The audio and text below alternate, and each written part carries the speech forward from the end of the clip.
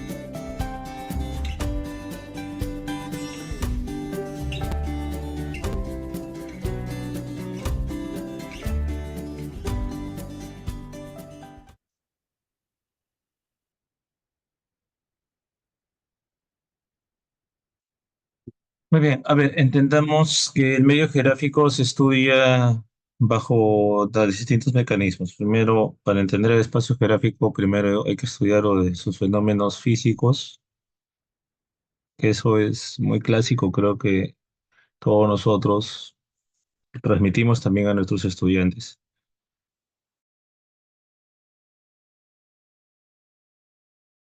Los fenómenos físicos, ¿no? Geofísicos, eh, eh, el tipo de relieve que tiene, el tipo de ecosistema, el tipo de naturaleza que tiene.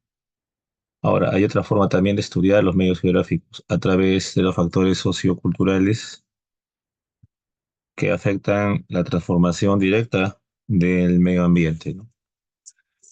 A través de esas situaciones se puede trabajar también la ubicación y también las distintas visiones y situaciones que vive el medio geográfico.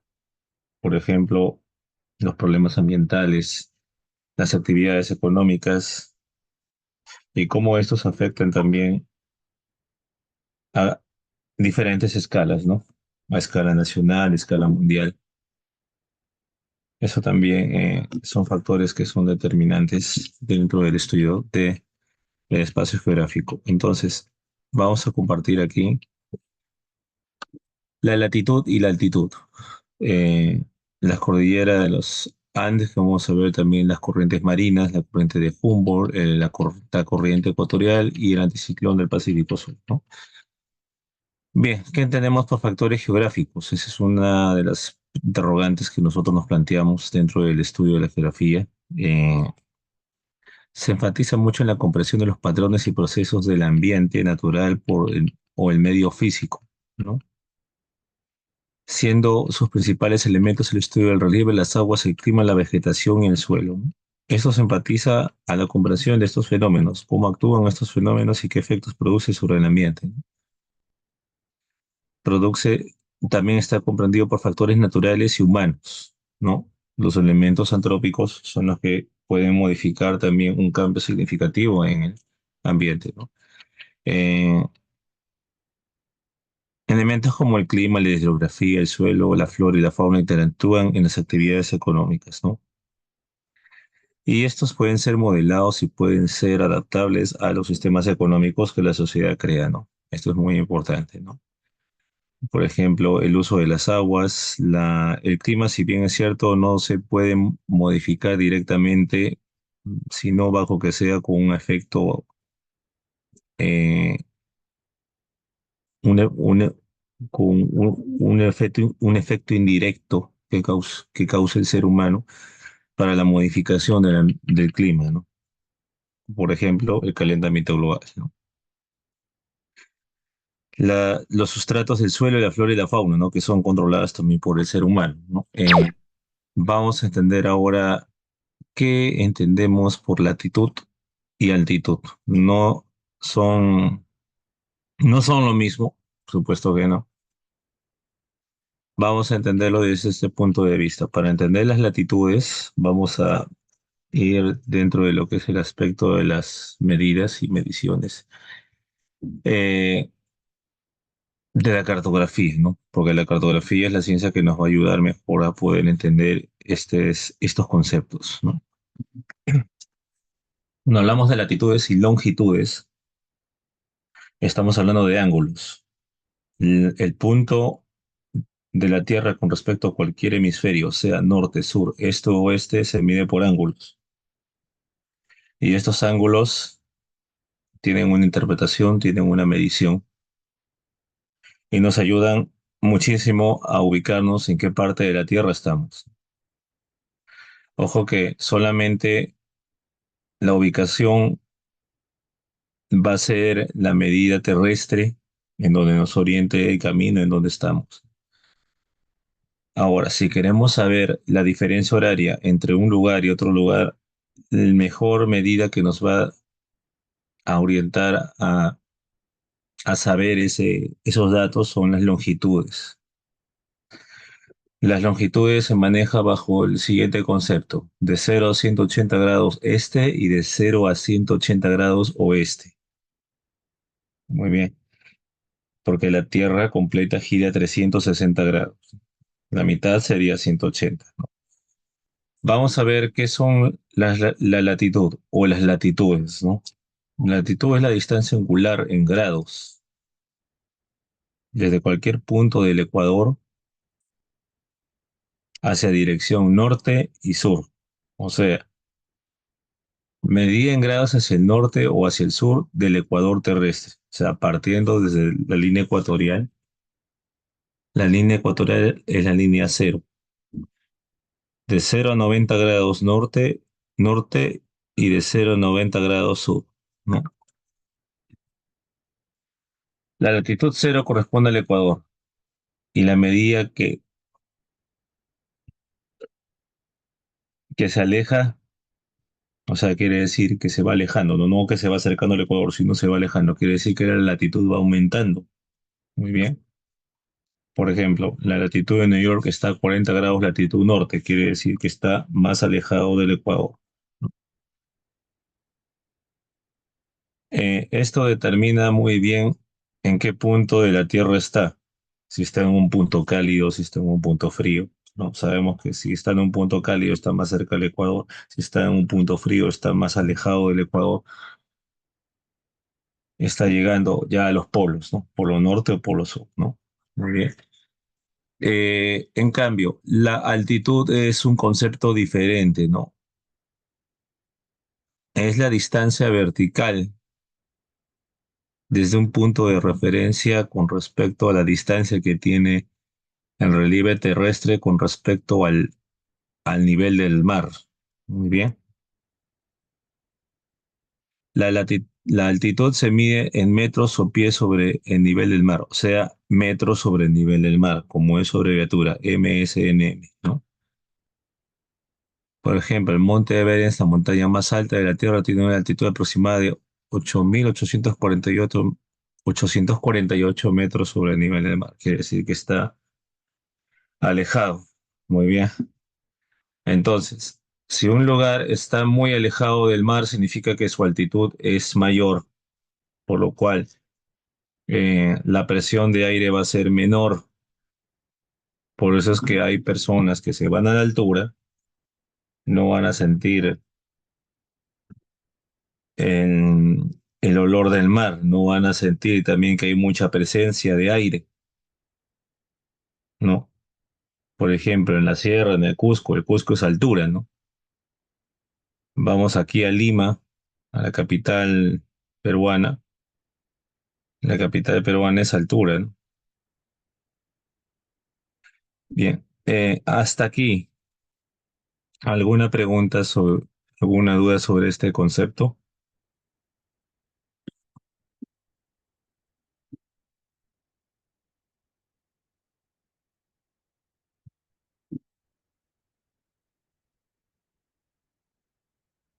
Muy bien, entonces, al no haber preguntas, vamos a continuar con el desarrollo. Eh,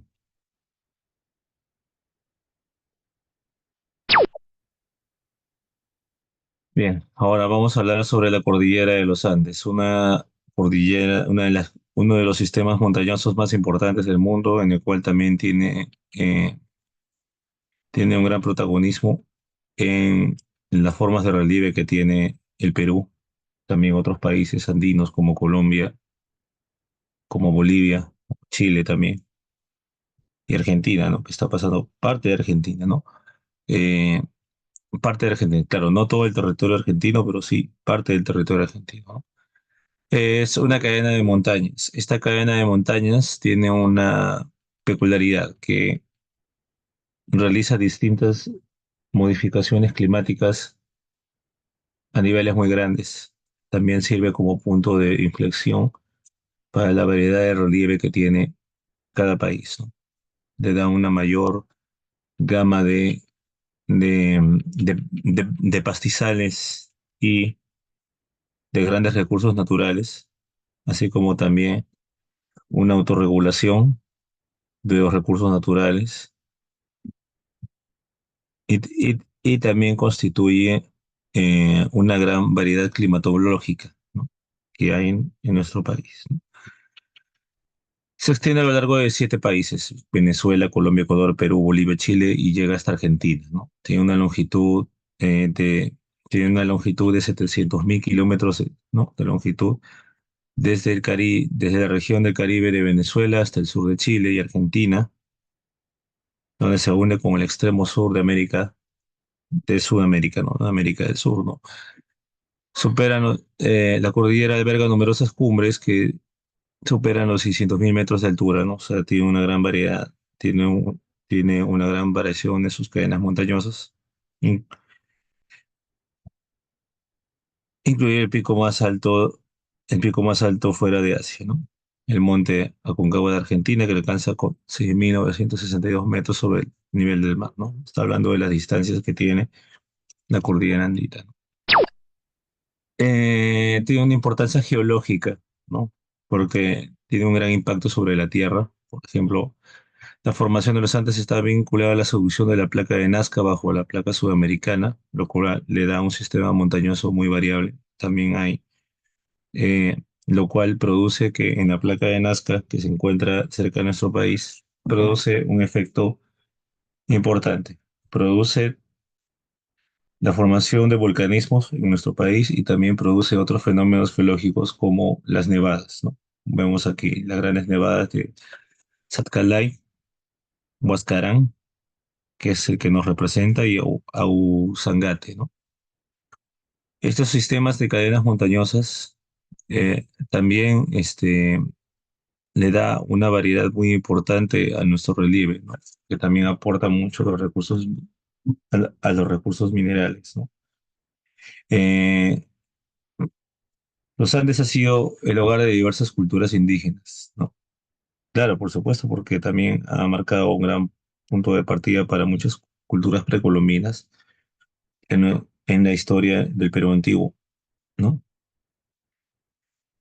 Como los incas, ¿no? En el sur del Perú y Bolivia, ¿no? Estas montañas también han desempeñado un papel importante en la geografía política y la economía de la región, ¿no? O sea, de la geografía política y económica, ¿no? La geografía política o geopolítica, también como quieran llamarlo, de nuestro país, ya que son las regiones de nuestro país que para poder, eh, para poder declarar una jurisdicción territorial legal, pues tienen que tener, eh, o mejor dicho, compartir la parte andina que tienen. Eso es cierto. Por ejemplo, pasa el mismo caso con la cuenca del Pacífico, ¿no? Eh, ¿Qué podemos encontrar en la cuenca del Pacífico? El Pacífico es grande, pero recuerden de que hay países que tienen una jurisdicción sobre la cuenca del Pacífico, ¿no? A nosotros nos corresponde la distancia de 200 millas, ¿no? Desde Boca de Capones hasta el punto de la Concordia, que es frontera con Chile, ¿no? Ahí nos corresponde a nosotros lo que es la extensión, llamado también el Mar de Grau o el Mar Peruano, ¿no? Bien. Este, también tiene una gran biodiversidad la cordillera andina, ¿no? Porque constituye una gama de especies vegetales y animales adaptadas a diferentes altitudes y condiciones climáticas, ¿no? Por ejemplo, la producción de plantas en el Perú es muy rica. La producción de vegetales que tiene el Perú es bastante variada, ¿no? Entonces, también le da cierta variedad y una alta gama de recursos naturales que tiene el Perú, ¿no? Y eso también lo hace único y lo hace también especial, ¿no? Muy bien, muy bien. Ahora, yendo al estudio hidrográfico, vamos a justificar por qué el Perú tiene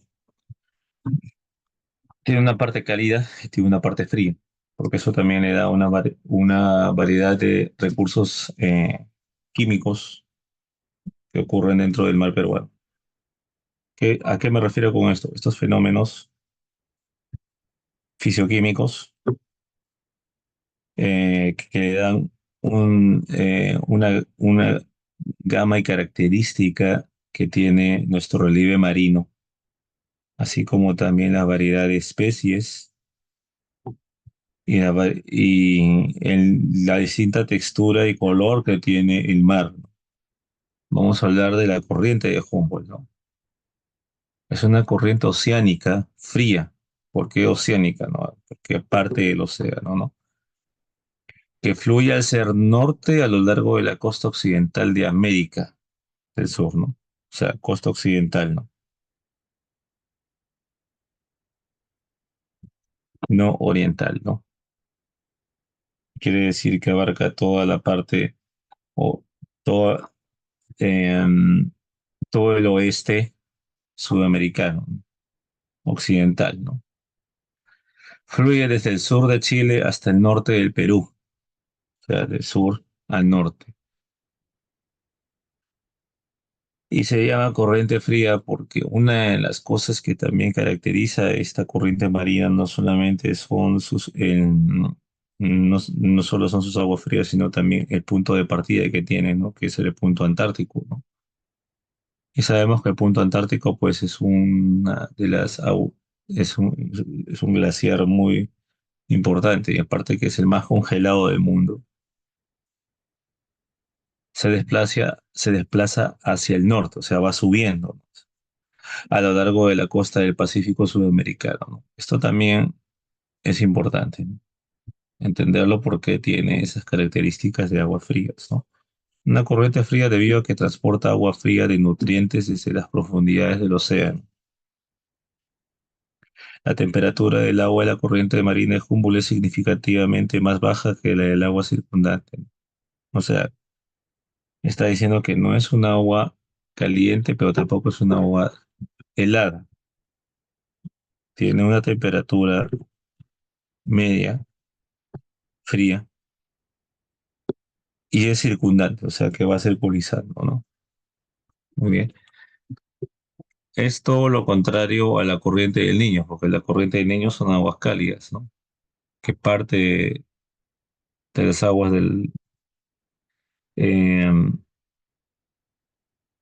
del punto norte, ¿no? El calentamiento de las aguas del norte del Pacífico, ¿no? Bien.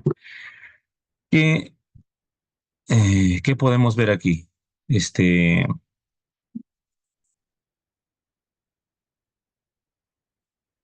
tiene un impacto climático, o sea, quiere decir que tiene un efecto sobre el clima, ¿no?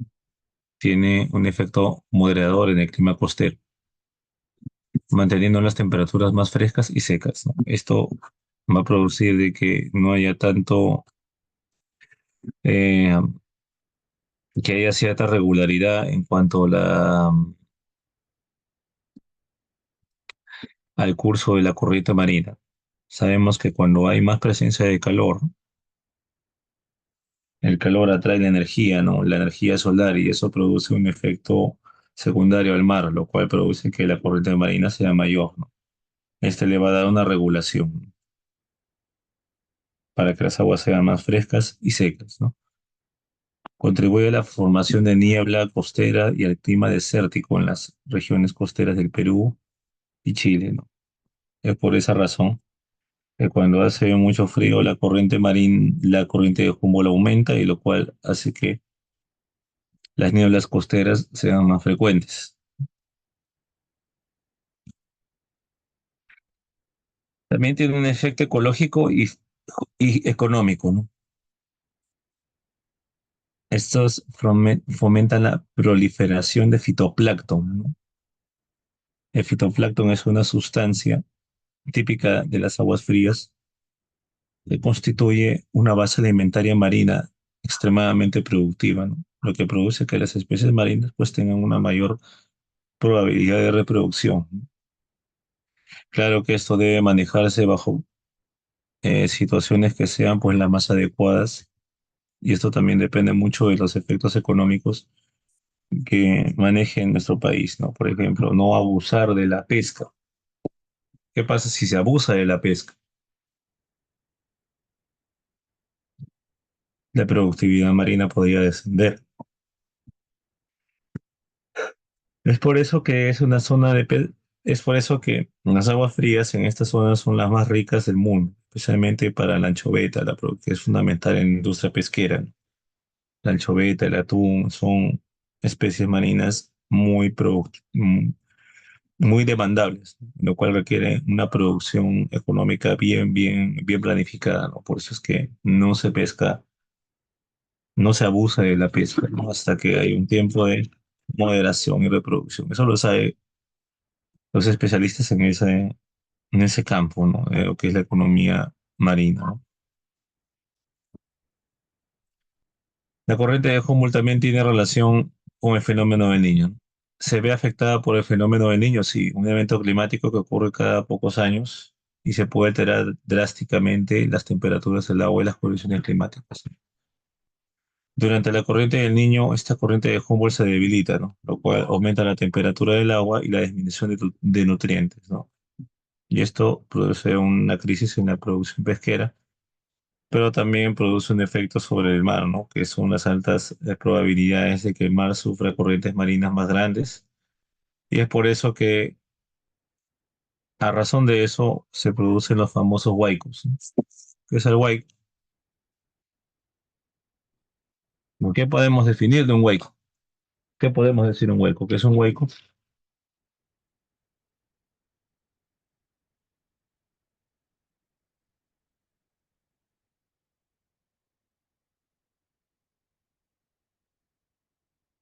Bueno, el huaico es,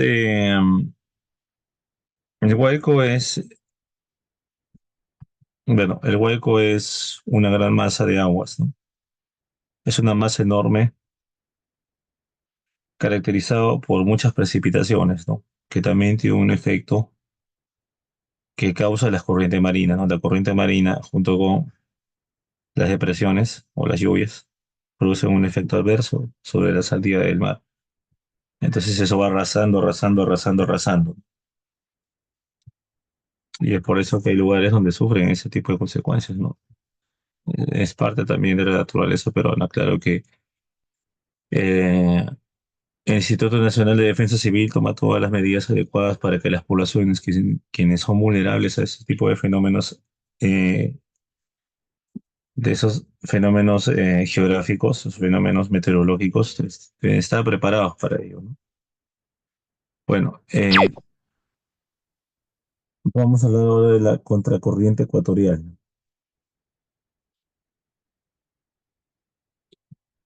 Es una corriente oceánica también, al igual que la corriente de Humboldt y la corriente del Niño también. Hay un dato curioso aquí. ¿Por qué se le dice Niño? El calentamiento de las costas del Pacífico en la parte sur, en la parte norte, perdón, se llama el fenómeno de Niño. Es un calentamiento, pero se le dice Niño porque mayormente ocurre en épocas navideñas, o sea, en épocas de verano. Y es por eso que se le dice así, ¿no? El niño, por el niño Jesús, ¿no? Por las épocas navideñas, ¿no? O sea, esa es la denominación del nombre. Si vamos al concepto, es un fenómeno hidrológico, geofísico, caracterizado por el calentamiento de las costas del Pacífico. Muy bien. Eh, es una corriente oceánica, la contracorriente ecuatorial, que fluye de dirección opuesta a la corriente ecuatorial, ¿no? En el Océano Atlántico y el Océano Pacífico, ¿no? La contracorriente tiene una ubicación y trayectoria. Fluye hacia el este, en oposición a las corrientes ecuatoriales, o sea, fluye hacia el este, quiere decir que parte desde el Ecuador hasta el este, va más allá, ¿no? En dirección al Atlántico. Muy bien. De norte, en oposición a las corrientes ecuatoriales de norte a sur que fluyen hacia el oeste, ¿no? Se encuentra aproximadamente a lo largo del Ecuador, aunque puede variar ligeramente de latitud, dependiendo de la región oceánica específica, ¿no? En este caso, esta contracorriente fluye hacia el oriente, o sea, hacia el este, llegando hasta el Atlántico. La formación de la corriente ecuatorial se debe a la acumulación de agua en el oeste del Océano Atlántico y Pacífico, debido a los vientos alisos que soplan de este a oeste, ¿no? Los vientos alisos, ¿no? Lo que hace que el movimiento hidrológico sea variado, ¿no? De oriente a occidente, ¿no? Esta acumulación de agua crea una elevación del nivel del mar que luego fluye de regreso hacia el este como una contracorriente, ¿no? O sea, va.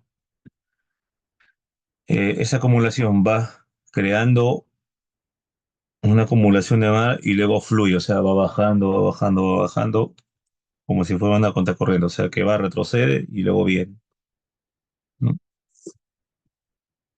¿Qué efectos produce esto sobre el ambiente? Bueno, que las corrientes marinas suelen ser más variadas y curiosamente también hace que los ríos pues tengan una pendiente más dinámica, quiere decir que tengan mayor caudal, que tengan mayor extensión. Esa es la consecuencia que tiene, ¿no? Bien, ¿qué características tiene esta corriente? ¿No? Es relativamente más cálida, corrientes cálidas que transportan agua superficial, pero la velocidad en que va es más leve, ¿no? Más débil. Juega un papel importante en la redistribución del calor de los océanos, afectando patrones climáticos, ¿no? Y la distribución de nutrientes para las especies marinas, ¿no? Y claro, en la redistribución del calor de los océanos, ¿no? Porque los océanos necesitan una temperatura adecuada, ni tan fría ni tan caliente, para que no pierda sales minerales y para que no pierda el fitoplancton y para que no pierda otros recursos químicos, otros recursos o físicos y químicos que requiere el mar peruano, los mares, perdón, y también el mar peruano, por supuesto, ¿no? En la producción de sus especies marinas, ¿no? Puede influir en las condiciones climáticas y meteorológicas a lo largo del Ecuador, contribuyendo a la variedad inter- interanual y estacional. O sea, produce un efecto meteorológico que va teniendo cambios significativos en los relieves terrestres, ¿no? Si ustedes se dan cuenta, en los litorales, los relieves no son estables, o sea, quiere decir que no son planos. En este caso no son planos. Van a encontrar relieves ondulados, que son típicos de las costas que hay, que son típicos de las costas que hay en los países que tienen litoral, ¿no? En este caso, nuestro país y la región continental en que estamos, ¿no? Eh, Relación con los fenómenos climáticos, ¿no? La contracorriente ecuatorial puede verse afectada por fenómenos climáticos como el Niño y la Niña, ¿no? Durante el Niño, el debilitamiento de los vientos alisos puede fortalecer la corriente ecuatorial, ¿no? Los vientos alisos disminuyen, o sea, alisos, ¿no? Fuerte, fuerte un poco. Y fluyente, ¿no? Transporta agua más cálidas hacia el este y altera los ecosistemas marinos y las condiciones climáticas, ¿no? Si bien altera los factores climáticos, pero también no contribuye a un factor negativo tan significativo para que vaya a acabar con la vida marina, ¿no? Eso sí hay que marcarlo bien. No solo va a regular la temperatura, ¿no? Del mar, ¿no? Ahora, muchos me preguntaron en una ocasión qué es el fenómeno de la niña. ¿Han escuchado sobre el fenómeno de la niña? ¿O en qué consiste, en qué se basa?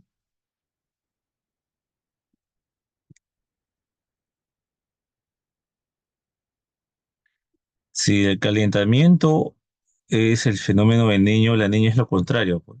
Es el enfriamiento de las aguas superficiales de la parte central y oriental del Pacífico ecuatorial. Esto produce o repercute en la temperatura y hace que las precipitaciones puedan ser más influyentes, ¿no? Claro que las precipitaciones en cada lugar y en cualquier parte siempre va a ser determinante, ¿no? Así haya calor, así haya frío, pero siempre es importante. Bueno,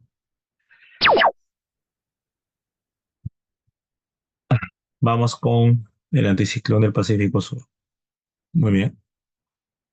Bueno, vamos a ver esta parte, luego vamos a ver un video más sobre el relieve para seguir entendiendo cómo se estudia el relieve, ¿no? A ver, el anticiclón del Pacífico Sur es una característica climática importante en el hemisferio sur, ¿no? Quiere decir que este fenómeno hidrográfico se encuentra en el hemisferio sur, que influye significativamente en el clima y las condiciones meteorológicas de la región del Pacífico Sur, ¿no? Claro, porque todo el efecto marítimo produce un cambio en el relieve terrestre, que puede ser positivo o puede ser negativo, ¿no? El anticiclón Pacífico Sur es una región de alta presión atmosférica ubicada sobre el Océano Pacífico. La presión atmosférica produce de que haya mayor presencia de aire, ¿no? Generalmente centrada en las latitudes de 30 y 40, ¿no? Es decir, si la presión atmosférica es grande, quiere decir que los vientos van a ser más fuertes, ¿no? Es una estructura semipermanente que se va manteniendo a lo largo del año, aunque puede variar en intensidad y posición.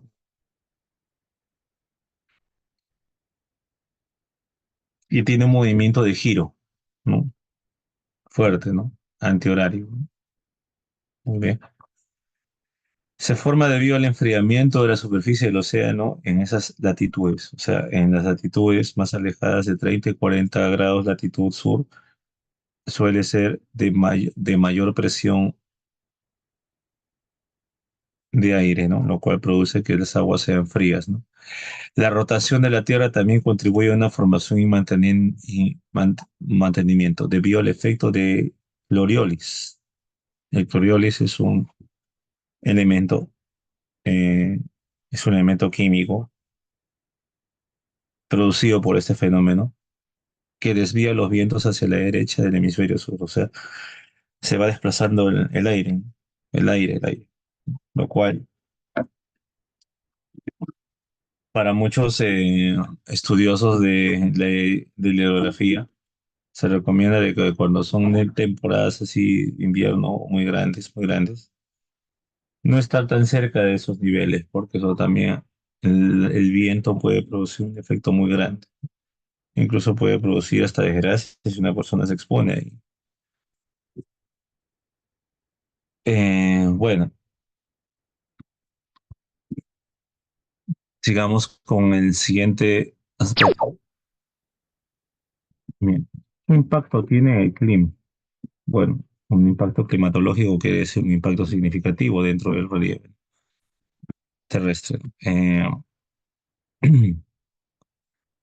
Este fenómeno en anticiclón de Pacífico Sur influye en los patrones climáticos de América del Sur, ¿no? Especialmente en Chile y en Perú, proporcionando condiciones de tiempo seco y soleado en las regiones. O sea, va a haber climas secos y soleados en distintas regiones de nuestro país.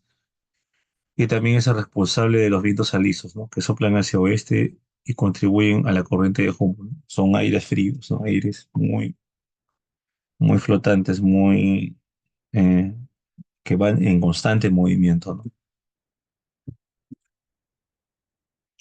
Interacción con fenómenos climáticos, ¿no? Durante eventos de Niño, en anticiclón del Pacífico Sur, puede debilitarse o desplazarse, ¿no? O una de ellas puede debilitarse, puede desplazarse, lo cual puede alterar los patrones de vientos y precipitaciones de la región, ¿no? Produce que a veces llueva y a veces no llueva, ¿no? A veces haya cambios climáticos muy significativos. La niña, por otro lado, tiende a fortalecer el anticiclón, porque la niña enfría el agua, ¿no? Enfría el océano, intensificando las condiciones secas de la costa oeste de América del Sur, aumentando la fuerza de los vientos alisos, ¿no? Consecuencias ecológicas y económicas. Primero, que este fenómeno es crucial para la regulación de las lluvias de las regiones andinas y amazónicas, ¿no? Va a regular las temporadas de lluvia en esas regiones. Tenía un efecto sobre la agricultura y los recursos hídricos, ¿no? Las condiciones secas y estables favorecidas con el anticiclón son esenciales para la industria pesquera, ¿no? Claro que son importantes, ¿no? Apoyan a la productividad marina a mantenerse, al mantener la corriente de Humboldt, ¿no? Esto también es importante y también es significativo, ¿no? Bueno, ahora vamos a ver sobre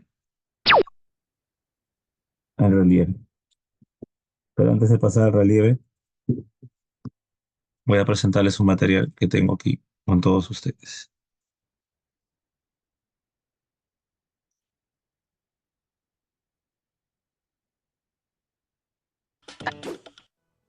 Cuando hacemos un viaje en tren o en coche, según avanzamos, podemos ver que las formas del terreno no son siempre iguales. A veces el terreno es llano, otras veces es ondulado, otras tienen montañas muy altas. El relieve son las distintas formas que puede tener un terreno. Distinguimos dos tipos de relieve, el relieve interior y el relieve de costa. El relieve interior son todas las formas que tiene un terreno en el interior de un territorio. El relieve de costa son las formas que tiene un terreno justo en el límite con el mar. ¿Cómo es el relieve de interior? El relieve de interior está compuesto por tres formas de relieve. Las montañas, que son grandes elevaciones del terreno, los valles, que son terrenos situados entre las montañas y a través de los cuales discurren los ríos, y las llanuras, que son extensiones de terreno sin elevaciones, casi planas. Los terrenos que están bajo el mar también tienen estas formas de relieve. ¿Cómo es el relieve de la costa? La costa o litoral es la parte de la tierra que se encuentra junto al mar. Podemos encontrar dos tipos de relieve o costa. La costa alta, que son terrenos elevados que se encuentran junto al mar y suelen tener acantilados, que son zonas altas y verticales contra las que chocan las olas.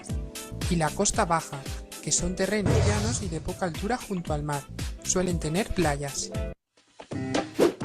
¿Cómo se representa el relieve en un mapa? El relieve se representa en un mapa físico. Un mapa físico es la representación de una zona de la Tierra donde nos ofrecen distintos tipos de información. Esta información está representada mediante colores y las leyendas. ¿Cómo se interpreta un mapa físico? Para interpretar un mapa físico debemos conocer bien dos elementos fundamentales, el mapa y la leyenda. Si observas este mapa físico verás que hay distintos colores. Cada color tiene un significado y ello aparece en la leyenda.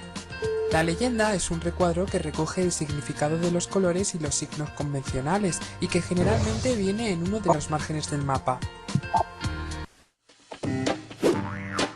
¿Qué significa cada color de un mapa físico? Los colores verdes indican las zonas de escasa altitud, como las llanuras, los valles, las vegas o las costas. El color amarillo se utiliza para indicar las mesetas, las lomas, los cerros, las colinas, es decir, zonas con una altitud media. Y el color marrón es utilizado en las zonas de gran altitud. En ocasiones encontrarás también colores como el violeta o el blanco, que nos indican que esa zona tiene una gran altitud. Si observamos la leyenda, todo esto que te acabo de contar viene de forma resumida. Verde para zonas entre 0 y 200 metros, amarillo para zonas entre 200 y 1000 metros, marrón para zonas con una altitud mayor a 1000 metros. Lo mismo ocurre con los mares y los océanos. Para ellos se utilizan únicamente el color azul en varias tonalidades. Cuanto más oscuro sea el color azul, más profundo será el mar o el océano en esa zona. ¿Qué son los signos convencionales?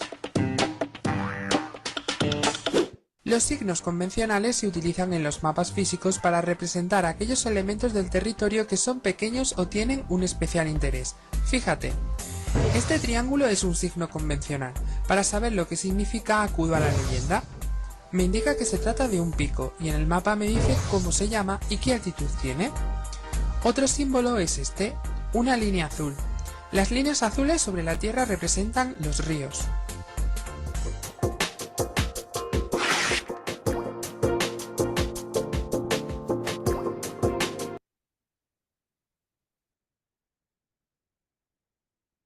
Claro, lo que dice el ponente tiene razón, porque la forma de poder interpretar de reflejar el estudio del relieve es a través de los mapas físicos, ¿no? Los mapas físicos es el mejor elemento cartográfico que nos ayuda a entender los fenómenos terrestres que hay en el mundo, ¿no? Bueno, ¿qué podemos entender sobre el relieve? El relieve es el resultado de diversos procesos geológicos que influyen en la erosión la meteorización, la sedimentación y la estratificación. O sea, son distintos fenómenos que ocurren dentro del margen de la Tierra, eh, producto de los distintos fenómenos que ocurren dentro del planeta, ¿no? Lo cual produce una forma variada del relieve terrestre, y estos contribuyen a su modificación, ¿no? Entonces, tenemos el primer concepto que tenemos aquí, la meteorización. Como dice su nombre, meteorización, es el proceso de descomposición y desintegración de las rocas, ¿no? Quiere decir, meteorización viene de meteorito, ¿no? El meteorito, dos cuerpos sólidos que chocan, ¿no? Y se parten, ¿no? En este caso, choque de rocas y minerales, ¿no? Hay meteorización física y química, ¿no? La física es la desintegración mecánica de las rocas, ¿no? Sin cambiar su composición química, ¿no? Incluye la acción del hielo, ¿no?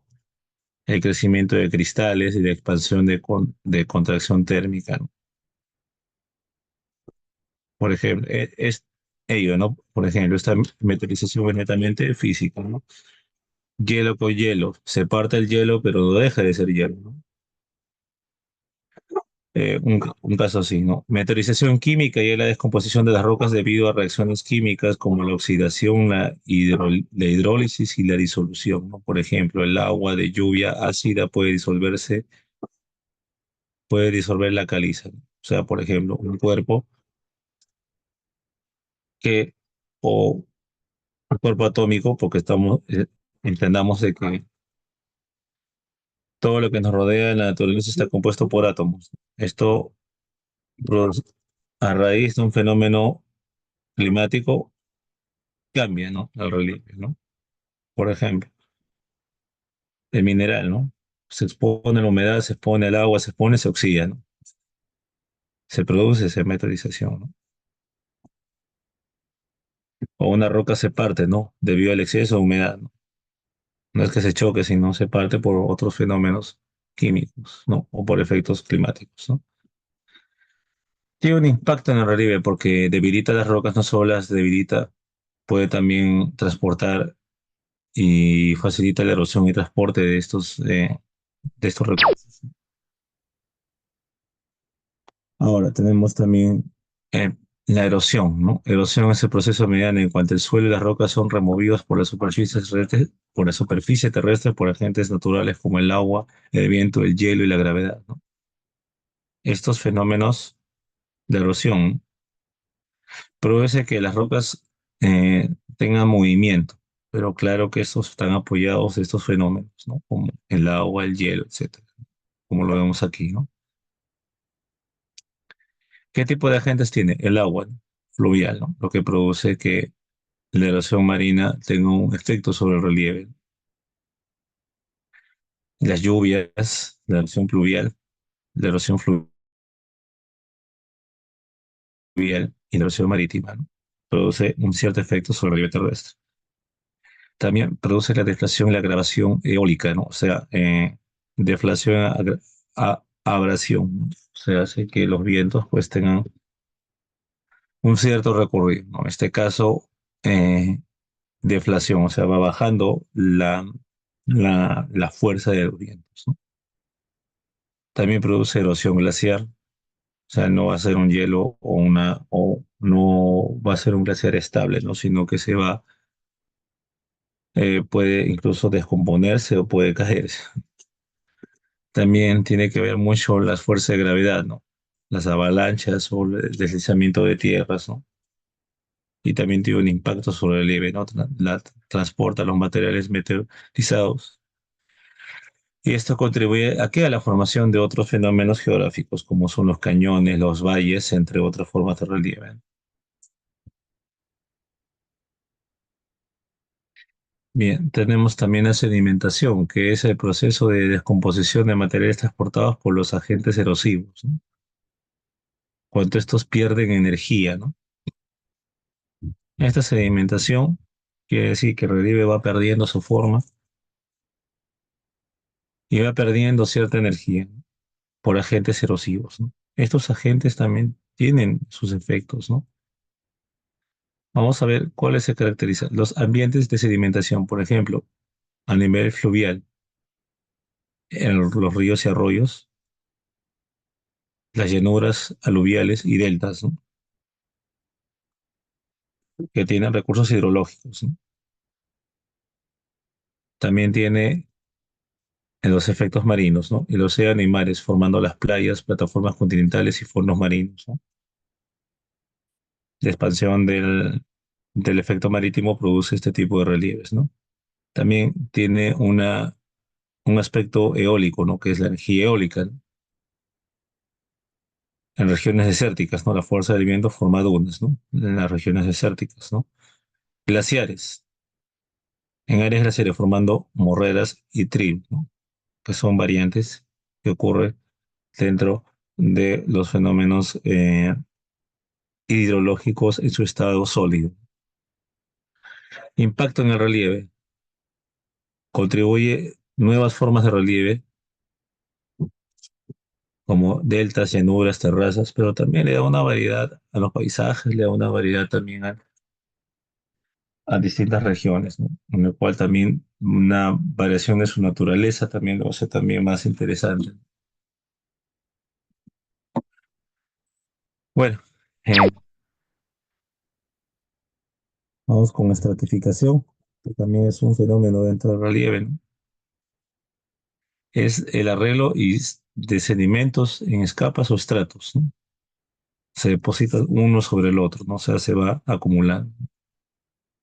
Los sedimentos se depositan en ambientes acuáticos, ¿no? Mayormente, ¿no? Y eólicos en capas horizontales debido a la gravedad, ¿no?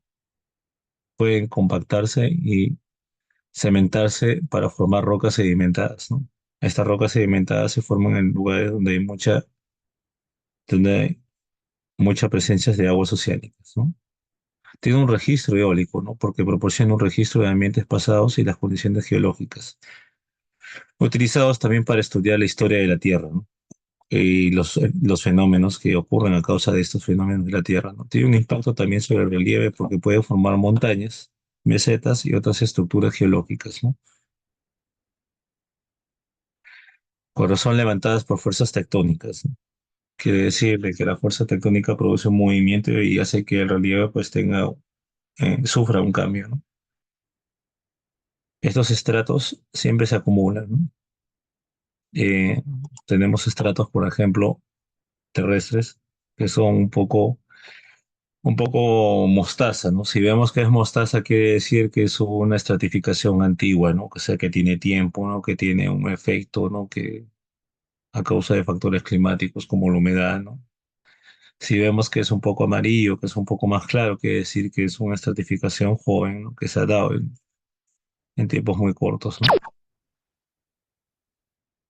Bien. Bueno, hemos llegado hasta el estudio de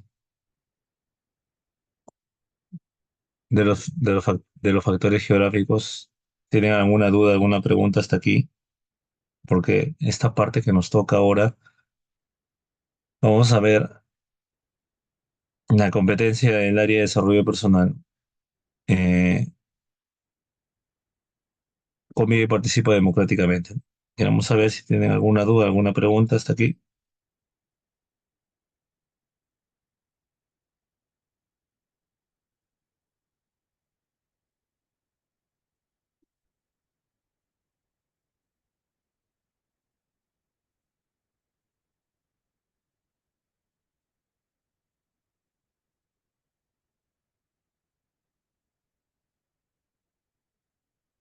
Muy bien, entonces a no haber preguntas, vamos a ver la participación, ¿no? Eh, la competencia convive y participa democráticamente. A ver, vamos a ver sobre los prejuicios y estereotipos, ¿no? Pero para eso voy a poner su material antes de pasar a este punto.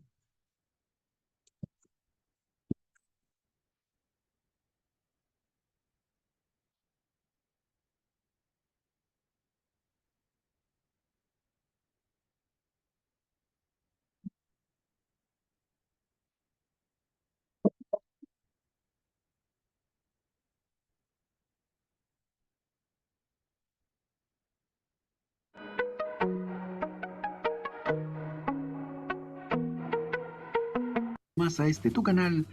Bienvenidos un día más a este tu canal. Pienso y luego aprendo. El día de hoy hablaremos del estereotipo y del prejuicio. Y aunque comúnmente se suele pensar que son lo mismo, pues no lo son. Sin más que decir, comenzamos. Los conceptos de estereotipo y prejuicio suelen ser confundidos con mucha frecuencia. Sin embargo, al analizarlos, nos percataremos que son conceptos con matices diferentes. Generalmente ambos conceptos se utilizan para definir actitudes negativas, que en un futuro son fruto de desigualdades sociales o procesos discriminatorios. Pero ¿sabes realmente la diferencia entre estereotipo y prejuicio? Voy a intentar explicarlo de forma sencilla con algunos ejemplos. Un estereotipo es una percepción exagerada y simplificada con pocos detalles que se tiene sobre una persona o un grupo de personas. Los estereotipos son en realidad falsas creencias y suelen estar generadas por distorsiones de la realidad. Aunque cuesta admitirlo, buena parte de la información que manejamos en nuestra cabeza está basada en pequeños estereotipos de la realidad. Veamos algunos ejemplos. Creer que todos los turistas alemanes van de chalas y calcetines. Categorizar a una persona como friki, simplemente porque le gusten mucho los computadores o los videojuegos. Creer que todos los japoneses son disciplinados. Por desgracia, suelen resaltar o trascender los estereotipos negativos, como la falsa creencia de que todas las mujeres rubias son tontas. Y es que muchas veces los estereotipos son generados por distorsiones de la realidad. Un prejuicio es un juicio o una opinión generalmente negativa, que se forma sin motivo y sin el conocimiento necesario. Supone una actitud negativa y hostil hacia una persona. El prejuicio nace sin tener evidencias, por eso es un prejuicio. Veamos algunos ejemplos. Cuando una persona reacciona en forma negativa al ver a una mujer estacionándose mal. Cuando una persona agarra su bolso con fuerza para que no la roben, cuando ve acercarse a una persona extranjera o de color. Evidentemente, ambas creencias son erróneas, son estereotipadas y se convierten en prejuicios negativos cuando se usan en forma afectiva o emocional. Frustración al ver a la persona estacionando en el auto y defensa al ver acercarse a una persona. Si no existiese esa reacción, esa actitud solo existiría el estereotipo. Como sucede en los estereotipos, no todos los prejuicios son negativos. Por lo tanto, lo que diferencia el estereotipo del prejuicio es la actitud mostrada, la reacción. Un estereotipo positivo o negativo es una opinión justificada del componente cognitivo, y el componente del prejuicio sería afectivo y de carácter irracional e injusto. Es una actitud negativa o positiva si es el caso, así que podríamos decir que un estereotipo podría desencadenar una actitud prejuiciosa, negativa o positiva. Nuestro pensamiento y nuestro criterio no pueden estar basados en un mecanismo inconsciente y automatizado. Se hace necesaria una reflexión acerca del mundo y su funcionamiento, y de los seres que en él habitan. Dejarnos llevar por los estereotipos y caer en prejuicios es no considerar que hacen referencia a realidades sociales, cuyos efectos son la causa del dolor de miles de personas. Debemos ser capaces de anteponer la reflexión. Si el video te gustó, déjame un like, suscríbete y comparte este contenido con tus amigos. Pienso y luego aprendo. Muy bien. Los estereotipos son uno de los principales factores en el cual se han creado muchas concepciones equivocadas a lo largo de la historia, a lo largo de los sistemas sociales, pero también para poder entender y profundizar sobre la reflexión y la concientización de los prejuicios y los estereotipos, también es muy importante que el ser humano pueda tener primero una reflexión crítica, constructiva, pero también humanística y asertiva, ¿no? ¿Qué me refiero con esto? Que son aspectos muy difíciles de poder desarrollar, porque eso requiere de un aprendizaje constante, un aprendizaje de vida que nunca termina. Y eso depende mucho de una autorregulación, de una asertividad, de cómo se comunican las cosas y cómo hacerle entender a los demás que esas cosas pueden afectar la convivencia y pueden también generar situaciones que no son las mejores, ¿no? Por eso, para hablar sobre este tema, es esencial comprender cómo estos dos conceptos influyen en nuestras percepciones de comportamiento y estructuras sociales, ¿no? Porque estos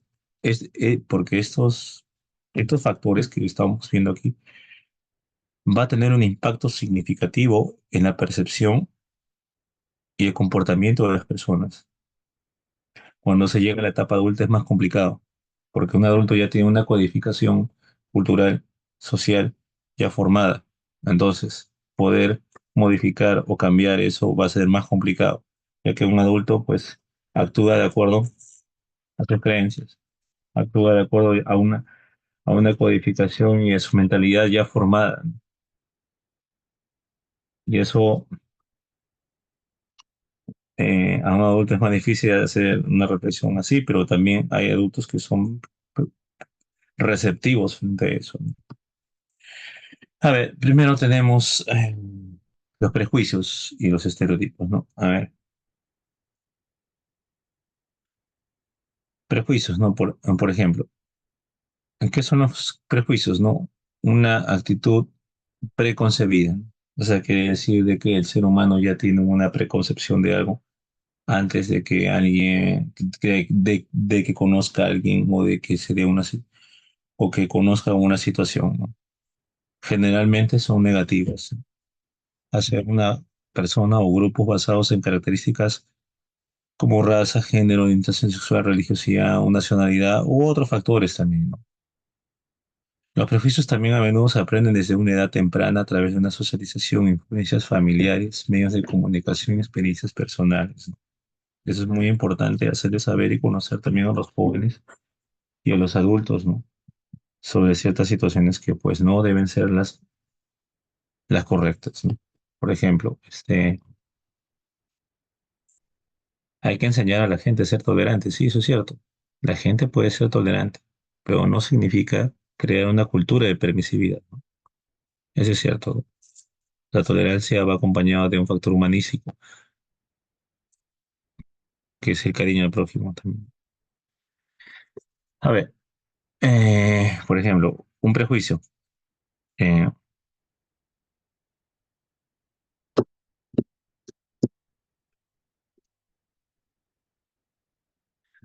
Vamos a marcarlo así. A veces hay gente que tiene una concepción equivocada sobre el profesor bueno. Eso es algo que a mí personalmente me molesta. Siempre has escuchado decir, aquí no existe profesor bueno ni profesor malo. Bueno, en realidad todos somos buenos. Lo que se está aquí transgiversando, se está estereotipando o se está manejando un mal concepto de bueno. Siempre, o algunos relacionan el concepto de profesor bueno con el profesor que que es compasivo, que es amable o que tiene, incluso pueden asociarlo con una persona que tiene una actitud permisiva, ¿no? Ojo que permisivo no es lo mismo que bueno. Entonces, si decimos esto delante de un niño o delante de jóvenes generaciones, pues esa concepción se va a transgiversar y eso va a ser un daño muy grande para, para los demás, ¿no? La concepción de bondad tiene que ver con las buenas actitudes, los buenos valores que transmite esa persona. Entonces, no podemos decir, acá no existe profesor bueno, no existe profesor malo, no, ¿no? Se debe cambiar esa concepción, ¿no? Por ejemplo, profesor permisivo o profesor intransigente, tal vez, ¿no? Puede ser así. De que existe casos así, sí lo hay, ¿no? Pero no transgiversar el concepto de bondad, ¿no? Puede ser influenciable también, ¿no? Por ejemplo, Otra de las cosas que también vemos acá son los estereotipos, ¿no? Generalizaciones simplificadas y rígidas sobre un grupo de personas que asignan características específicas como miembros de un grupo sin considerar las diferencias individuales, ¿no? Quiere decir de que ya tienen un preconcepto establecido, ya lo, lo manejan así y lo tienden así, ¿no? Por ejemplo, los estereotipos también son aprendidos y perpetuados en la cultura y la educación y en los medios de comunicación, ¿no? Por eso es que es muy importante hacerles saber eso a los jóvenes. Eso también es importante. Por ejemplo, la música. La música es un arte, nosotros sabemos que sí, pero también es responsabilidad de los adultos y de los padres también de nosotros, los docentes también, como poder orientar correctamente a los jóvenes, ¿no? Porque ahora la música que estamos escuchando actualmente como que se ha sexualizado, ¿no? En sus letras, ¿no? Eso nosotros lo sabemos. Y cómo formamos una cultura de respeto, una cultura de armonía en nuestra sociedad, ¿no? Eso también depende mucho de nosotros, también depende mucho de las familias. Un prejuicio también es, por ejemplo, si ustedes comparten conmigo esta opinión, esto nunca se debe hacer, nunca, nunca, nunca, contra, en presencia de un niño o en presencia de un adulto, de un adolescente o de una persona que está en la pubertad, ¿no? Hay muchos que han dicho no en la vida, te comportas como un niño, ¿no? O sea, ese es un error fatal que se puede cometer, es un error muy grave. ¿Por qué? Porque al decir te comportas como un niño, si a un niño lo escuchas, quiere decir que está negativizando que ser un niño es un error, eso es fatal, ¿no? Porque siempre relaciona, te comportas como un niño, esa frase, con la inmadurez. Ojo que comportarse como un niño no es inmadurez, ¿no? O comportarse como un niño es de acuerdo a cómo se comporta un niño en esa etapa, ¿no? Que quiere jugar, que quiere recrearse, etcétera, ¿no? Ese tipo de concepción, por ejemplo, es un prejuicio, ¿no? Es un prejuicio grande que no se debe cometer, ¿no? Eso también como punto de reflexión para los demás, ¿no? Eh, Ahora, los estereotipos también forman parte también de un prejuicio, porque esto también se puede combatir o se puede disminuir los estereotipos de acuerdo a eh, una cultura, eh, una cultura educativa, una cultura de buen trato, una cultura de cordialidad, una cultura también de manejar una comunicación exacta y asertiva, ¿no? Para eliminar los prejuicios, ¿no? Por ejemplo, este, un prejuicio vendría a ser, por ejemplo, a ver, no, un estereotipo, ¿no? Por ejemplo, mucho se ha relacionado, eh, mucho se ha relacionado, por ejemplo, que el fútbol, ¿no? Con todo el respeto y el cariño de las damas, ¿no? Presentes aquí, ¿no? Que esto son casos que se ha dado mucho en nuestra sociedad, ¿no? Que el fútbol es deporte solo para hombres. Ese es un estereotipo muy equivocado, ¿no? Porque ahora hay mujeres talentosas que practican ese deporte, porque el deporte no tiene géneros, no tiene distinciones, lo puede practicar cualquier persona. Eso también hay que hacerlo entender también a los niños, a los jóvenes que también tienen derecho también a recrearse, a poder optar por un deporte que les gusta, ¿no? Así como estereotipar, ¿no? Que el vóley solamente juegan las mujeres, también hay hombres que juegan vóley. O sea, eso depende mucho, el cambio depende mucho de nosotros, depende mucho también de las familias.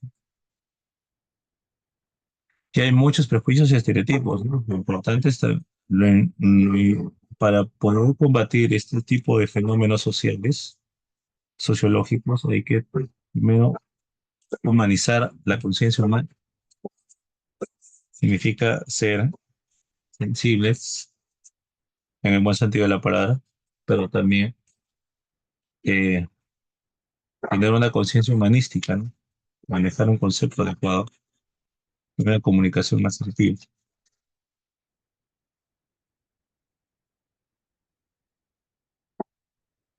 respecto a ello, ¿no? Bueno, ¿qué podemos encontrar? Este, tiene un impacto social, porque los prejuicios y estereotipos también llevan a conductas discriminatorias, trato injustos hacia las personas.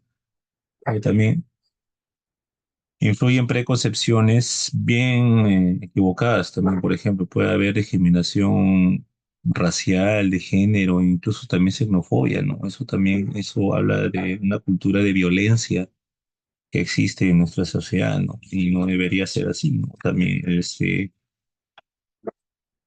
eh, exponer, ¿no? Al ridículo, ¿no? Eso no debería ser, ¿no? Genera también desigualdades sociales, lo cual también afectan el progreso, afecta las oportunidades laborales, de desarrollo educativo, etcétera, ¿no? También tiene efectos psicológicos, ¿no? Pueden sufrir problemas psicológicos, baja autoestima, ansiedad, depresión, también las personas que sufren este tipo de situaciones también.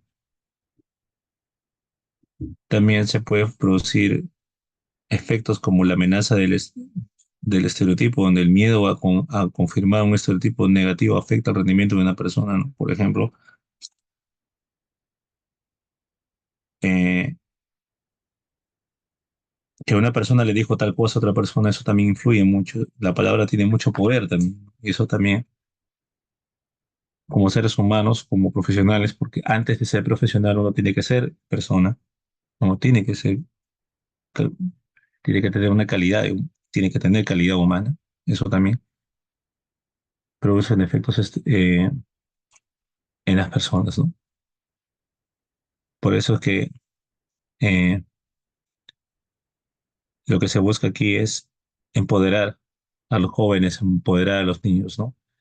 A veces o muchas veces se ha creado una cultura de represión que es castigar al estudiante. Eso también hay que admitirlo. No es malo corregir al estudiante, se corrige la conducta, más no se juzga a la persona. O sea, se corrige lo que se tiene que corregir correctamente, pero no abusar o excederse de eso, ¿no? Porque eso puede generar una cultura de reprensión en vez de empoderación. Eso también influye de que el estudiante pues pueda tener mayores oportunidades de crecimiento, ¿no? Entonces, eso es aplicable y eso es importante, ¿no? Eh, los estereotipos pueden producir efectos psicológicos, lo cual también eso es importante empoderar a los estudiantes a- a que su autoestima pues esté lo mejor posible, ¿no? Y contribuir a ello, ¿no? A su vez, los estudiantes, ¿no? ¿Qué desafíos hay para poder superar? Primero, para superar estas dos situaciones, educar a las personas sobre sus orígenes y sobre las consecuencias que producen este, este tipo de situaciones, ¿no? Esto es crucial para promover una conciencia crítica, ¿no? También se puede poner programas educativos que fomentar la empatía y el entendimiento intercultural, que pueden ayudar también a reducir los prejuicios también. También producir campañas, por ejemplo, de medios de comunicación responsables, ¿no? Los medios de comunicación tienen el papel significativo también, pero también hay que enseñar a los jóvenes el criterio de poder entender cuál es la mejor información o cuál es la mejor alternativa de poder entender bien una buena noticia, ¿no? Porque también hay que enseñar a los muchachos que hay noticias que generan morbo, generan cortinas de humo, generan situaciones pues que no vienen al caso, ¿no? Es importante eso, ¿no? Intervención y políticas públicas, ¿no? Esto también tiene que ver con en plantear reglamentos que puedan hacer un factor a disminuir los tipos de discriminación que hay, ¿no? La implementación de leyes contra la discriminación y programas de acción afirmativa pueden ayudar a nivelar el campo de juego de los grupos marginados, ¿no? Eso es cierto, ¿no? Eso es muy importante. Bien, ahora vamos con la ciudadanía intercultural, ¿no? Cuando hablamos de este criterio intercultural, eh, es un concepto que se refiere a la coexistencia y colaboración entre personas de diferentes culturas, ¿no?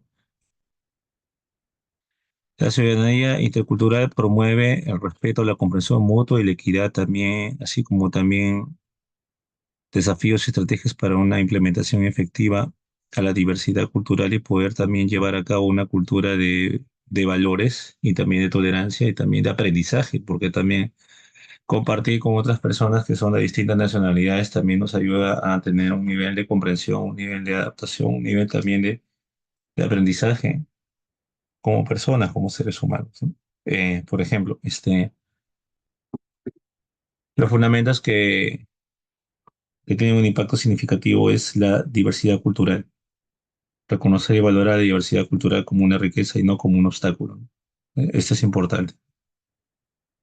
Entender a los jóvenes de que conocer otras culturas también es una oportunidad de crecimiento, siempre y cuando esto contribuya a tu educación, contribuya también a tu calidad humana. Promover el entendimiento de que todas las culturas tienen valor y contribuyen al tejido social, ¿no? Esto es importante. Todas las culturas tienen un valor. Todas las personas tenemos un valor, ¿no? Derechos humanos y equidad, ¿no? Asegurar que todos los ciudadanos, independientemente de su origen cultural, tengan acceso a los mismos derechos y oportunidades. Eso es por ley. Y eso es importante, ¿no?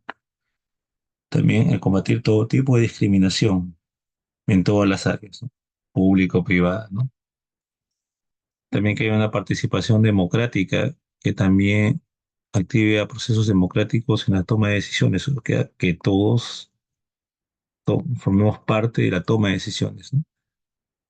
Garantizar que las voces de las minorías culturales sean escuchadas. Eso también es importante, que todas las personas participen, ¿no? En las políticas públicas o en las políticas de nuestra institución, ¿no? En sus colegios también, ¿no? Bueno, esa es la manera de entender, pero también yo les sugiero a todos ustedes, como docentes, que si tienen una escuela de padres, ¿no? O participan en reuniones con padres de familia, les hagan entender este tipo de temas, ¿no? Que es importante y también es contribuyente porque también los padres de familia forman parte de un compromiso, forman parte también del sistema educativo, ¿no? A ver, yo quiero hacerles una pregunta acá a los participantes. ¿Algunos de ustedes son tutores o ejercen una tutoría en un aula?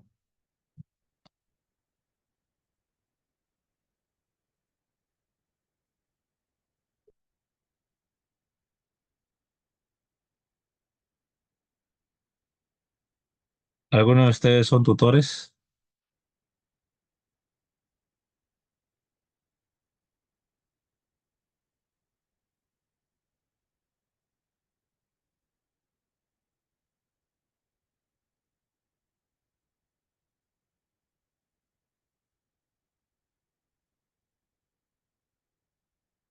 Ya. Bueno, si son tutores, por ejemplo, este tipo de temas siempre recae una gran responsabilidad porque el tutor es el conductor, es el guía, es el que dirige y maneja el aula, ¿no? Esa gran responsabilidad también, sobre todo una gran responsabilidad para quienes somos tutores, ¿no? Para quienes dirigen el aula, ¿no? Una tutoría. Bueno, bueno, desafíos, implementaciones para poder contribuir a una ciudadanía intercultural armónica. Primero, combatir los prejuicios y estereotipos, ¿no? Es crucial trabajar en la educación y la sensibilización para desmantelar estas percepciones negativas, ¿no?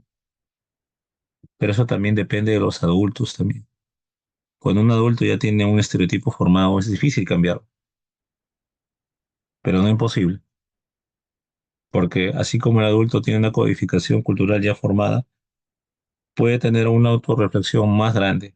Depende mucho de las personas también, ¿no?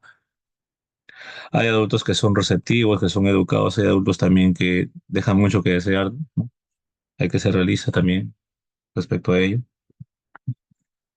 Por eso, la persistencia de los prejuicios y estereotipos culturales puede dificultar la integración y la convivencia también. Es crucial trabajar en la educación y la sensibilización para desmantelar estas percepciones negativas también, combatir las desigualdades estructurales, ¿no? Por ejemplo, también este, que haya un acceso intercultural entre las personas, ¿no? Comprendiendo de que cada persona tiene un valor importante, ¿no? Que lo más importante es el valor personal, espiritual, no lo material, ¿no? Es por eso que es muy importante que eso también se transmita a las familias. ¿Para qué? Para que no haya desigualdades sociales, económicas o políticas, ¿no? Bueno, es necesario abordar estas desigualdades a través de las políticas inclusivas y redistributivas, ¿no? Es importante, ¿no? La ley de no discriminación, ¿no?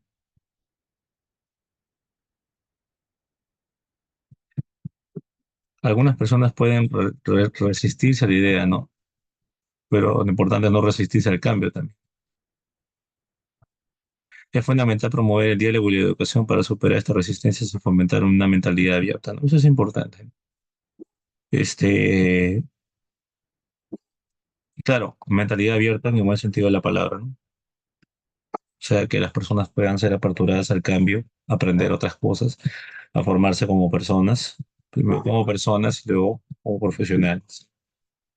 Eso también requiere un ejercicio importante, un impacto significativo, ¿no? Bueno, llegando a este punto, estrategias para promover una ciudadanía intercultural. Primero, implementar programas educativos, ¿no? Que esto es crucial, e importante,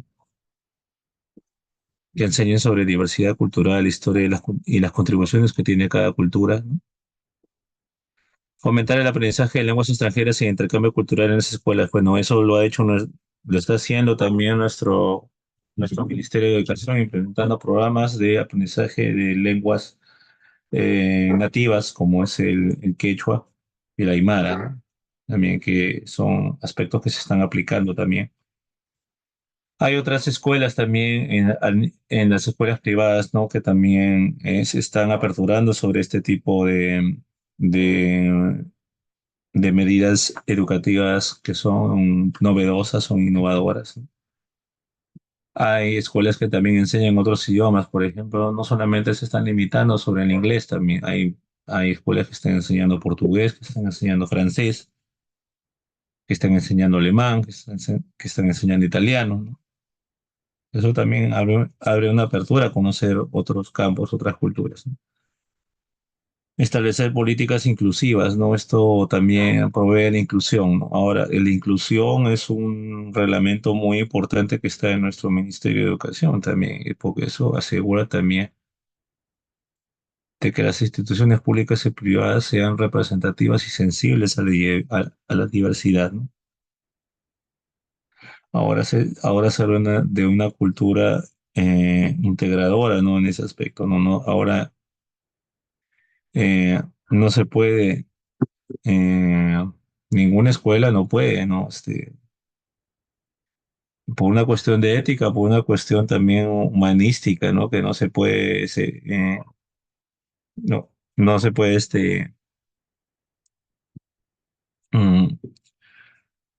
o sea, no está permitido que no se acepte personas que tengan condición, ¿no? Entonces eso también es importante, ¿no? Que toda persona con condición tiene derecho a la educación, tiene derecho también a recibir todas las atenciones posibles y estar en un aula como debe ser, ¿no? Diálogo y mediación intercultural, ¿no? Eso también, crear espacios de diálogo para compartir experiencias humanísticas, para eso están los debates, los conversatorios, porque eso también contribuye a mecanismos de mediación para resolver conflictos culturales, ¿no? De manera constructiva, ¿no? Esto también, en la promoción de las culturas y artes, también las expresiones culturales y artísticas son importantes. ¿Y cuán importante es el arte y las expresiones artísticas y culturales en la escuela? Que haya elencos, que haya talleres, que haya también innovaciones deportivas también, ¿no? Eso también contribuye a una formación cultural grande. Fomentar eventos y festivales que celebren la diversidad cultural y promuevan el entendimiento mutuo. Eso también es importantísimo, importantísimo también eh, en la, eh, estos intercambios, estas manifestaciones interculturales, ¿no? Que es tan fundamental y tan importante en nuestro sistema educativo. Bueno, siguiendo con esta temática, bien, vamos a hablar sobre resolver o resolución de conflictos, ¿no? Bueno, a ver, ¿qué entendemos por resolver?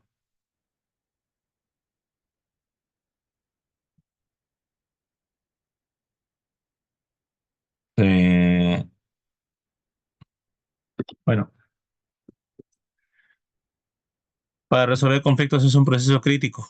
Bueno, un proceso crítico quiere decir un proceso que lleva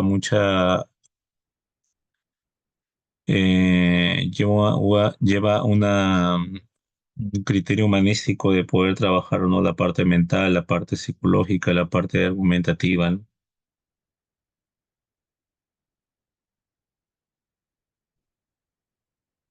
Eh,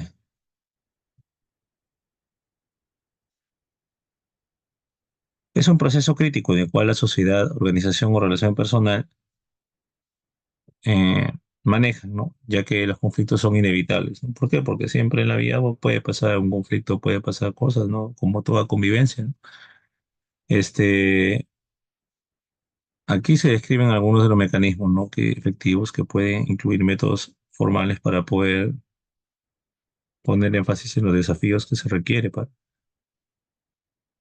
combatir los prejuicios, ¿no? Y también para los desafíos de la resolución de conflictos. Bien, siempre la resolución de conflictos son situaciones de tensión que se dan entre las personas, pero eso también hay técnicas adecuadas para poder reducir este tipo de situaciones, ¿no? Por ejemplo, tenemos la mediación, ¿no? ¿Qué entendemos por mediación? No, por negociación, negociar, ¿no? Es un proceso en el cual las personas un grupo de personas se ponen de acuerdo en algo, se involucran en un conflicto e intentan llegar a un acuerdo mediante una comunicación directa, ¿no? O sea, se ponen de acuerdo entre sí. Ambas partes tienen una voluntad, ¿no? Porque siempre para una negociación hay una voluntad, ¿no? Está dispuestos a negociar, ¿no? El objetivo es encontrar una solución que sea aceptable para ambas partes y que nadie se vea perjudicado, ¿no? Puede ser más rápido en otros mecanismos formales, ¿no? Esa es una ventaja que tiene, ¿no? Flexible porque también tiene el control sobre el proceso y el resultado, ¿no? También tiene un control económico, ¿no? Por supuesto, ¿no? Es menos costoso que la mediación o el arbitraje, ¿no? ¿Qué puede pasar, no? Desafíos, también desequilibrio de poder. Si hay una gran diferencia de poder entre las partes, una puede sentirse presionada a aceptar términos desfavorables, ¿no? Eso no debe ser, ¿no? En una negociación nadie debe sentirse presionado, ¿no? Sino también que todos buscan su beneficio lo mejor posible, ¿no? La falta de acuerdos, ¿no? Eso es muy importante también. Para que no se prolongue el conflicto debe haber acuerdos establecidos, ¿no? Llegar a un punto medio de las cosas en que los dos se beneficien, ¿no? Si no, no existiría una negociación, ¿no?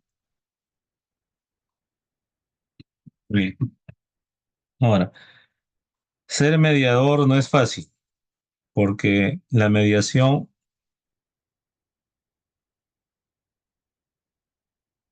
es un proceso por el cual involucra a un tercero que es neutral, o sea, que es imparcial, que ayuda a las partes a comunicarse y a negociar un acuerdo. Esto también lleva a una neutralidad de las cosas, ¿no? Primero, debe ser neutral, no impone soluciones, sino toma punto de partida y propone, ¿no? La cultura de la imposición muchas veces no funciona. Antes funcionaba, pero ya no. Los tiempos cambian. Los tiempos cambian y eso es algo que debemos aceptar, ¿no? Debe haber un principio de confidencialidad. O sea, confidencialidad quiere decir que es de carácter privado. Claro que esto también, las discusiones son confidenciales, en este caso no se sale a la luz pública,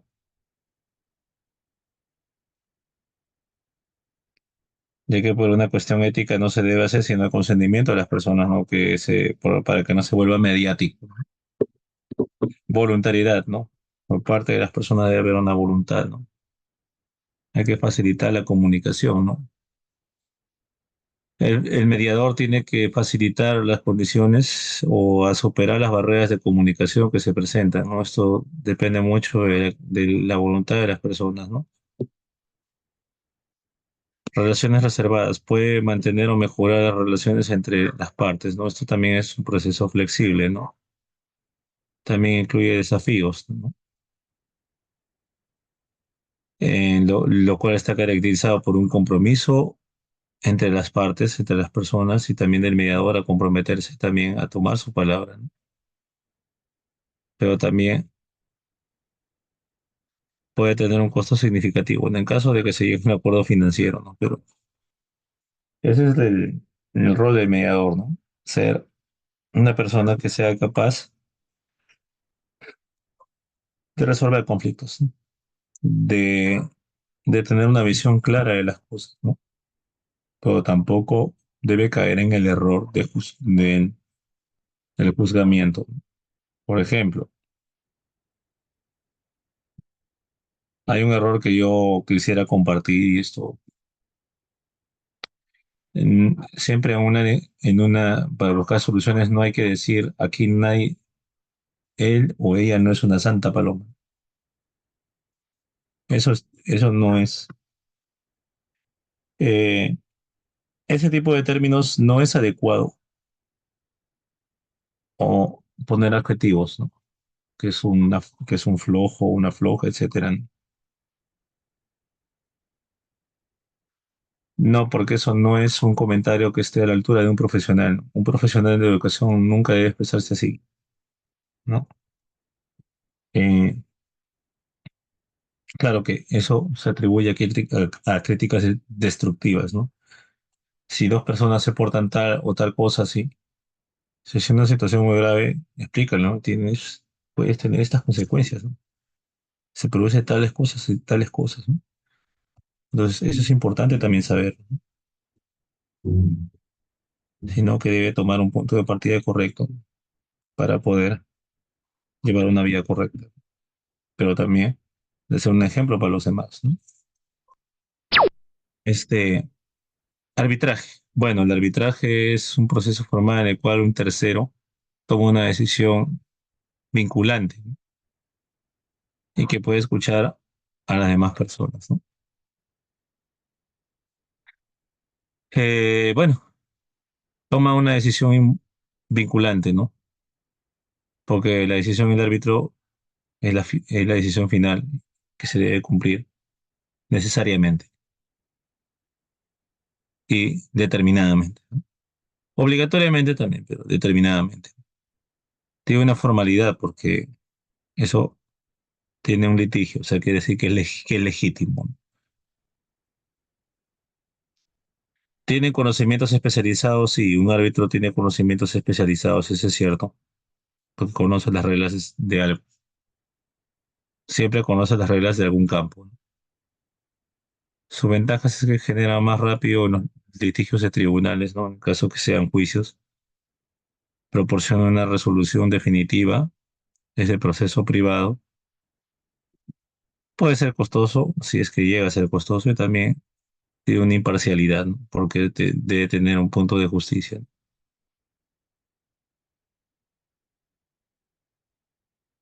Que debe ser también importante, ¿no?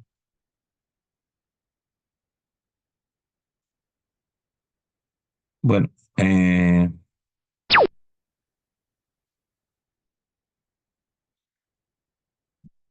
¿Qué es el litigio? Bueno, esa es otra técnica que se maneja, es como un juez, ¿no? Una persona que ejerce autoridad sobre la ley, ¿no? Eso ya tiene que ver en campos más legales, ¿no? Es altamente formal y tiene procedimientos estrictos porque sigue procedimientos jurídicos, ¿no? Ese toma la decisión de un juez, ¿no? Y es vinculante ante el problema o el caso que se estudia, ¿no? Los procesos generalmente judiciales son de carácter público, tiene respaldo del sistema legal, puede establecer precedentes legales para futuros casos similares, garantiza la protección de los derechos legales, ¿no? Puede ser extremadamente costoso y prolongado, ¿no? En caso que se llegue a un juicio penal, ¿no?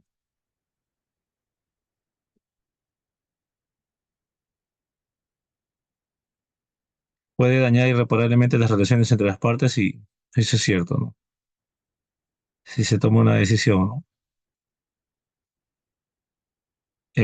Por ejemplo, para algunos les parece culpable o inocente, ¿no? Depende de la situación. Menos flexible, ¿no? Porque la última palabra del juez es la que toma, como se dice, ¿no? Papelito manda, ¿no? El juez es el que tiene la última palabra. Aquí les he puesto una escalera de resolución de conflictos. Primero, identificar y expresar emociones, ¿no? Porque el ser humano también es emocional. Aparte de identificar y expresar emociones, de identificar el problema en el cual se está tratando para conseguir un clima de tranquilidad. Y esto también involucra buscar soluciones, no agrandar el problema. Siempre para un problema se busca soluciones. Establecer las consecuencias que puede ocurrir, ¿no? Y también elegir mejores soluciones, ¿no?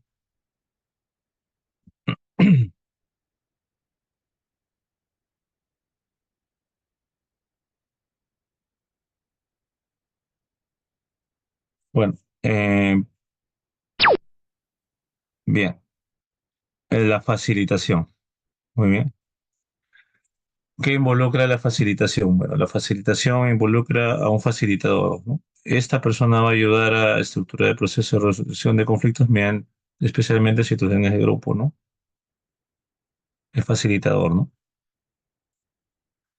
Este va a ser el mediador para buscar cierta neutralidad y ciertos, mm, una visión imparcial, ¿no?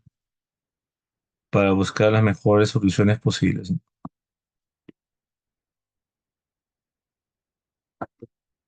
Primero es neutral, ¿no? Actúa como una guía neutral, enfoca en el proceso y se centra en cómo se desarrollan las discusiones y decisiones, ¿no? O sea, va a tener un rol determinante en ese aspecto. Se utiliza comúnmente en conflictos que involucran múltiples partes interesadas, ¿no? Interesadas, ¿no? O sea, se va a involucrar dentro del conflicto, ¿no? Proporciona un marco para discusiones productivas, ¿no? Eso es una ventaja. También asegura que todas las partes tengan voz en el proceso, ¿no? O sea, que todos puedan hablar y opinar, ¿no? Puede facilitar soluciones innovadoras y colaborativas, ¿no? Requiere compromiso de participación activa de todas las partes, o sea, requiere una voluntariedad importante, ¿no? Y también puede ser un proceso prolongado, ¿no? En conflictos complejos, ¿no? O sea, se prolonga, ¿no? Si es que se lleva un caso muy grande. Muy bien. Bueno, voy a ponerles un video complementario sobre la resolución de conflictos y luego iremos compartiendo aquí en esta ponencia del día de hoy.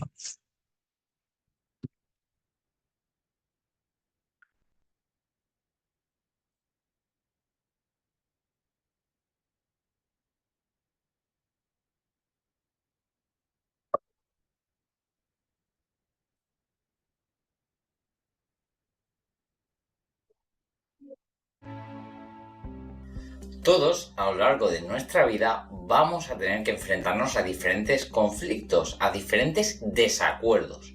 Pero esto, más allá de ser una situación que nos puede incomodar, puede ser una oportunidad perfecta para llegar a nuevas y mejores soluciones para problemas que nos enfrentamos en nuestro día a día.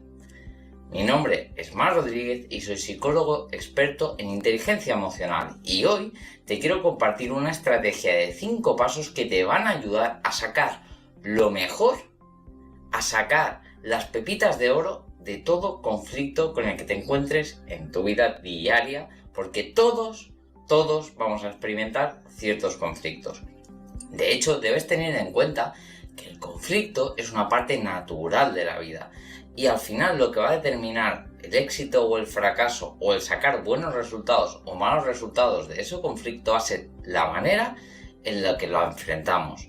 Podemos ver el conflicto como un problema, como una fuente de malestar, de estrés y algo que queremos evitar, o podemos ver el conflicto como una oportunidad de crecer y de mejorar nuestras relaciones y llegar a mejores puertos.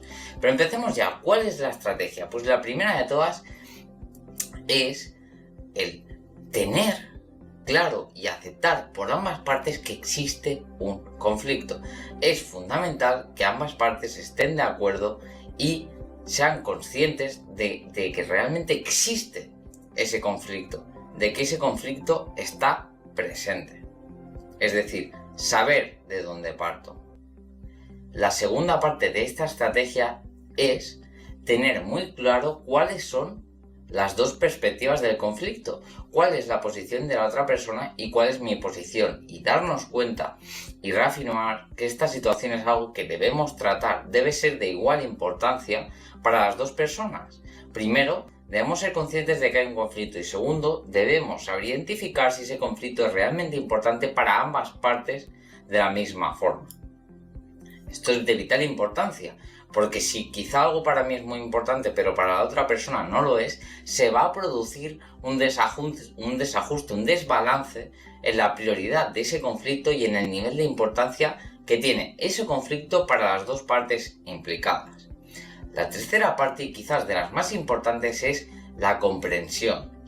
El entender perfectamente, pero no tu parte, sino la parte de la otra persona. Entender cuál es su opinión, cuál es su perspectiva, de qué manera ve esa situación o ese conflicto la persona. Es fundamental para fomentar la empatía, la conexión, para que la comunicación sea más fluida y que podamos producir un mayor entendimiento. Esta parte es fundamental, y algo que yo suelo utilizar mucho, que me funciona muy bien, es explorar la perspectiva de la otra persona desde un punto de curiosidad. Imaginarnos que somos un extraterrestre que viene de otro país, que viene de otro planeta y que tiene genuina curiosidad sobre la perspectiva, sobre el punto de vista de esa persona sobre una cuestión en particular. Curiosidad, fuera de juicios, fuera de creencias, fuera de pensamientos preconcebidos. Total curiosidad. ¿Por qué piensas esto? ¿Y qué te hace pensar esto? Y oye, ¿cómo has aprendido esto? ¿O dónde has visto esto? Es decir, una genuina curiosidad por comprender la parte de la otra persona. La cuarta parte es encontrar un punto en común. Normalmente, ante todos los conflictos, si andamos un poquito más, si vamos un poquito más en profundidad acerca de ese conflicto, podemos ver que realmente ambos tenemos un punto en común. Por ejemplo, una pareja, unos padres que están discutiendo sobre si quieren llevar a su hijo a un colegio público o un colegio privado, en el fondo, de raíz, si vamos más profundo, lo que podemos encontrar es una preocupación mutua por la educación de su hijo, ¿vale? Una priorización de la educación, una importancia de la educación. Este es el punto en común que tienen las dos personas. Entonces, ante todo conflicto, debemos ir un poquito más profundo para llegar a ese punto en común, porque ese punto en común va a mejorar muchísimo más la relación y predisponer mi actitud y la de la otra persona a pasar a lo que sería la quinta parte, que sería buscar una solución de tipo win-win. ¿Qué significa buscar un tipo de solución tipo win-win? Buscar una solución que sea un punto intermedio entre mi perspectiva y la perspectiva del otro. Una vez en la cuarta fase hemos observado que hay ciertos puntos en común, ciertas partes esenciales, más profundas que tenemos en común, podemos buscar una estrategia que sea coherente tanto con mi perspectiva como con la de la otra persona. Por lo tanto, ten claro esta estrategia cada vez que te enfrentes a conflictos en tu vida. Primero, tener claro que hay un conflicto. Segundo, que el conflicto sea importante para ambas partes. Tercero, comprender la otra parte de manera absoluta y con curiosidad. El cuarto paso sería buscar ese sentimiento profundo, buscar realmente el kit de la cuestión, navegar en profundidad sobre el conflicto, sobre qué es aquello que tenemos en común, qué es eso que es importante para ti y para mí, y qué es algo que las dos partes vamos a estar de acuerdo sí o sí. El bien común, el punto común. Este es esencial para el paso número 5. Buscar alternativas de tipo win-win, es decir, lo que comentábamos en el vídeo anteriormente, encontrar una estrategia, una solución, una respuesta que pueda cubrir tanto mi necesidad como la necesidad por parte de la otra parte implicada en lo que es la situación o el conflicto que estamos tratando. Por lo tanto, recuerda estos 5 pasos la próxima vez que vayas a manejar algún conflicto en tu vida, que estoy seguro que será de aquí poco, porque todos estamos diariamente expuestos a este tipo de conflictos y te lo repito, como decía al principio del vídeo, no tiene por qué ser un problema. Vamos a verlo como una oportunidad para crecer, para mejorar y para sacar provecho de esta situación. Me encantaría que nos pusieras abajo en los comentarios con qué conflictos te has encontrado últimamente y si crees que esta estrategia habría sido útil para sacar mejores y más eficientes resultados. Por mi parte, nada más, un placer tenerte por aquí, agradecerte que te hayas pasado. Sí, siempre que ve los conflictos como una oportunidad de crecimiento, eso es importante. Yo creo que eso también es una percepción que muchos adultos deben cambiar también, ¿no? Los conflictos no son solamente un problema. Puede ser un problema también, pero un problema también es una oportunidad de crecimiento, una oportunidad de poder eh, desarrollar habilidades comunicativas y también mayores oportunidades de crecimiento. Bien, bueno, estimados colegas, ha sido todo por hoy. Un gusto compartir esta ponencia con ustedes. Y bueno, muy agradecido por la presencia de ustedes, también agradecido al Grupo de Perú que nos da la oportunidad de compartir esta ponencia, este momento con todos ustedes. Y bueno, conmigo será hasta el día martes, que vamos a continuar con el desarrollo de estas dos competencias, ¿no? Gestiona responsablemente del espacio y el ambiente y convive y participa democráticamente. Bueno, un gusto de poder compartir este momento con ustedes. Les deseo un excelente domingo, una excelente semana llena de éxitos y conmigo será hasta el día martes.